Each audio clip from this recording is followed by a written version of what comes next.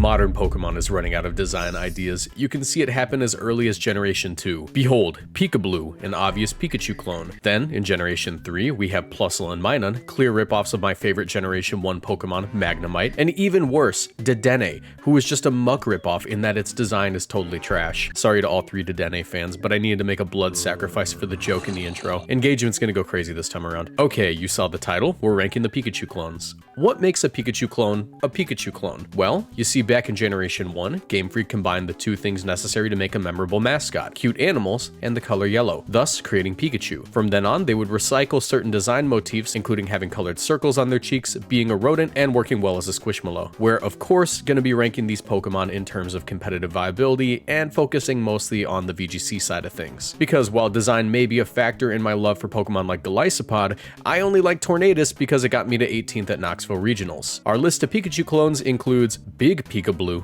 Negative Pikachu, Positive Pikachu, Korean Pikachu. Stop f***ing with Korean Jesus. He ain't got time for your problems. He busy with Korean shit.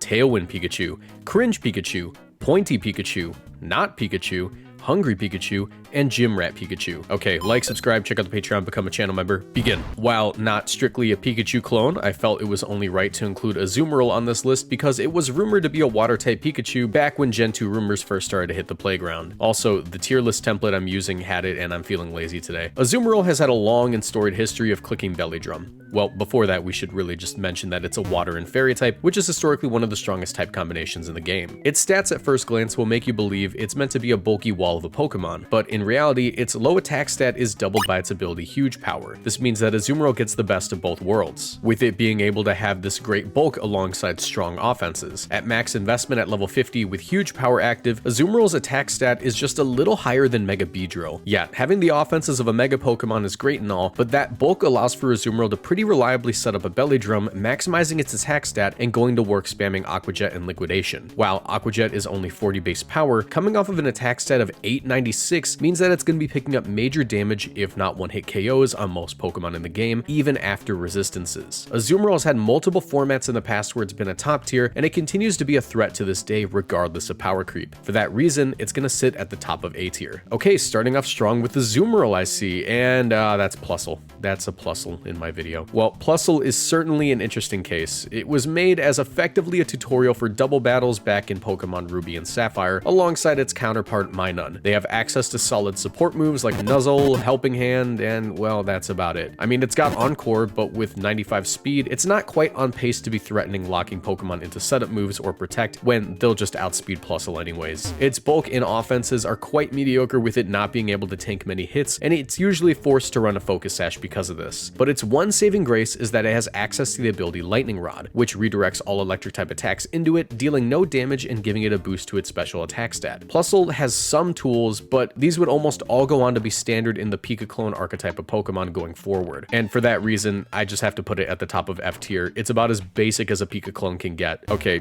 Minun is just Plusle, but its special attack and special defense are flipped, and it lost Lightning Rod. Okay, yeah, buddy, go to the bottom of F tier. You two have fun down there. This channel is partnered with GamerSupps. If you want to support my work and get great tasting drinks, you can order GamerSupps through my link in the description down below or with code Moxie boosted at checkout for 10% off. GamerSupps is a caffeinated product that I recommend only to my 18+ viewers, but my link will send you to their caffeine-free product section just in case. Every product purchased through my link supports my channel financially, so I'd really appreciate the support. Now back to the video. I don't care if it won the World Championships once, we need to be objective for how good it is as of today. 2014 was 11 years ago. Feel old yet? You know, it'd be funnier if I lied. 2014 was 30 years ago. Feel old yet? We're closer to Generation 11 than we are to the last time Pachirisu was a relevant threat in VGC. Pachirisu is unfortunately yet another victim of power creep with its stats screaming, I'm a DS era Pokemon. Pachirisu may have acceptable special bulk and okay speed, but offensively, it's once again lacking quite a bit. And I mean really lacking. It's got 45 in both of its offensive stats. I'm literally learning this just right now. I thought it was like 70, then I went to double check and it's only 45. Okay, buddy, at least make up for it in some other way.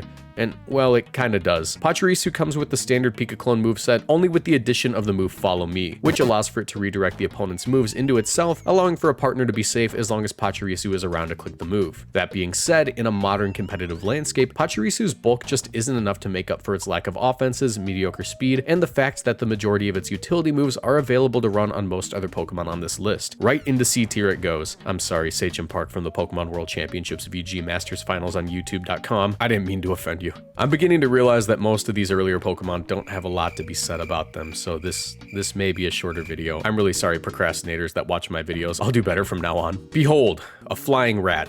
Science said it was impossible, but most scientists don't own a drone and Gorilla Glue. Okay, so back in Gen 4, Game Freak made Rotom Fan and realized that they might have fumbled the bag with the ground immunity from Levitate. I mean, it's already a flying type, and now it's got a ground immunity with Levitate. Go ahead and slap on an air balloon, that's its optimal set. Now, they switched over to making Emolga, which has an electric immunity thanks to Motor Drive. Is this significant? Well, it's not actively bad, so that's a step up. 103 base speed also allows for Emolga to outspeed fairly important Pokemon in the metagame, including Chi-Yu and Landorus Incarnate. This allows for it to set up Tailwind for its partner Pokemon and have them outspeed these Pokemon to deal with them. Beyond that, Emolga doesn't actually have a lot going on. It's the only electric-type Pikachu clone with a ground immunity, which is pretty cool, but past setting up Tailwind, it's just going to be spamming Electro Web and Air Slash. Yeah, I said Air Slash. Give me one good reason Emolga shouldn't be allowed to click Hurricane. I'm like 99% sure my homemade Emolga could do it. Emolga is one of the faster Pika clones, meaning it's far more capable of using its support moves effectively, so Taunt and Encore aren't entirely off the table. It's even got access to U-Turn on top of Volt Switch, so it can still pivot on electric immune Pokemon if the format calls for it. It's one of the most mid Pika clones ever, so I'm just tossing it into C tier, just below Pachirisu. Okay, I don't mean to wail on Dedenne in two videos so close to each other in release date, but despite it being a fairy type, which is the best type in the game, it's really got nothing else going for it. At 101 base speed, it's going to be able to outrun lots of Pokemon, but it's only speed tying with Landorus Incarnate now, and doesn't have the ground immunity like Emolga to carry it in the matchup. It's also lacking Fake Out to at least play out of a bad position like that one. Once again, it comes with important Pika tools such as Super Fang and Nuzzle, but this time it's got Dazzling Gleam on top of it, and that's really about it. The Dedenne does have access to Stab Dazzling Gleam, but coming off its base 81 special attack stat means that it won't be doing much offensively at all. I mean, it used to have Ally Switch at one point, so I guess that's kind of cool. It's almost like it has Follow Me, but even its signature ability of Cheek Pouch isn't enough to get it going. Cheek Pouch restores 1/3 of Dedenne's HP whenever it eats a berry, which means it can heal up to 2/3 of its health with a pinch berry and one go at quarter health, bringing it up to 91%, or it could heal back up to full health at half with a citrus berry. Only thing is, despite Dedenne canonically being a chubby little guy, it's not bulky at all. Like, its signature ability got snatched up by Peter Griffin's Squirrel in Generation 8, and that guy just does it much better. Honestly, just let Dedenne and Pachirisu swap abilities at this point. I think they'd both kind of benefit from the trade.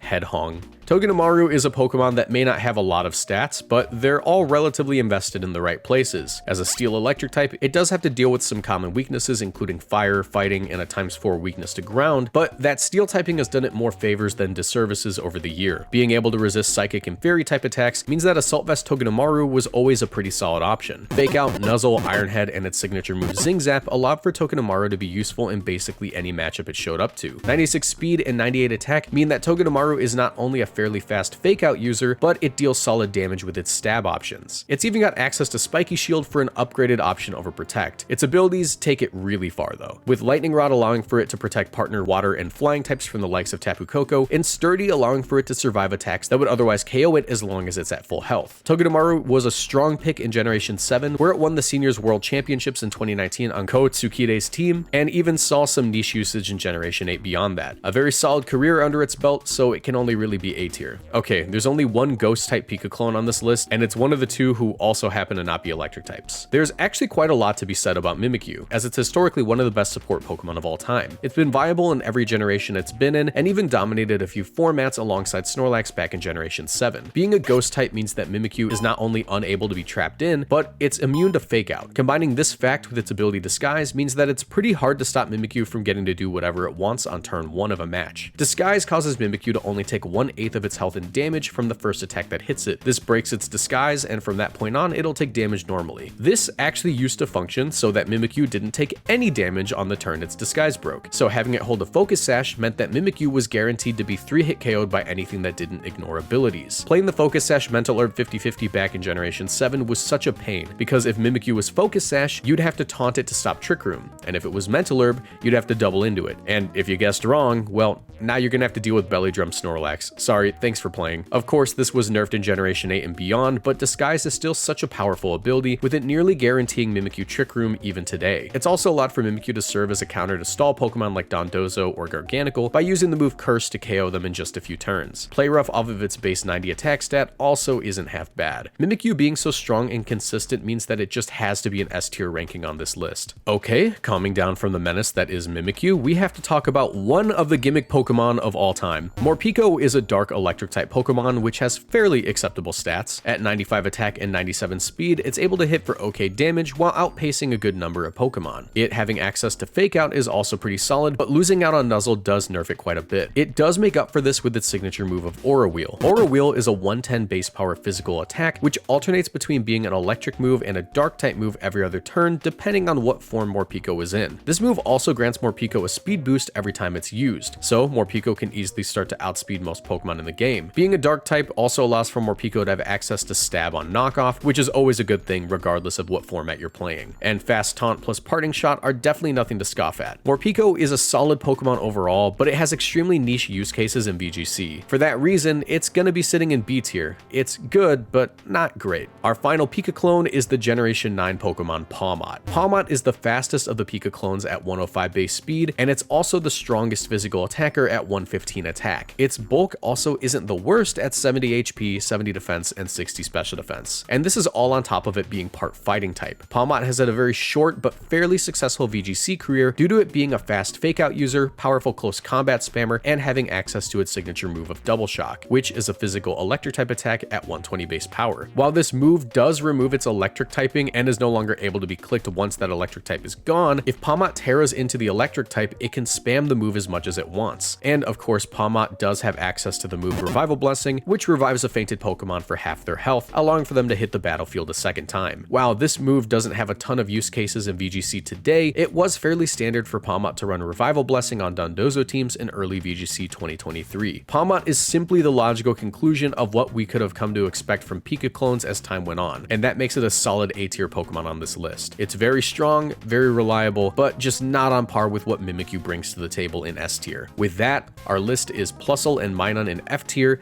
Dedenne in D tier, Pachirisu and Emolga in C tier, Morpeko in B tier, Togedemaru, Azumarill, and Pawmot in A tier, and of course Mimikyu in S tier. What do you think about my rankings? What would you change, and what video should I make next? If you enjoyed, be sure to leave a like and subscribe. It means the world to me. If you want to support me further, you can check out my Patreon page or become a YouTube channel member by clicking the join button below the video. This gets you sneak peeks at future videos, bonus content, and access to my supporter-only Discord server, where you can hang out and team build with other community members. You'll also see your name at the end of these videos like all these lovely people. Special thanks to my most boosted supporters, Avatar67 and Lilith Lilligant, for their generous pledges. Another way to support me is to check out all the videos on the playlist on screen right now. I know you'll find something in there that you'll enjoy. I also have a second channel where I talk about the current VGC metagame trends, and a Twitch channel where I stream, both of which are in the description, or you can just tune into my YouTube live streams Monday through Friday at 2 p.m. CST. Thank you all for watching, and I'll see you on the next video. Bye.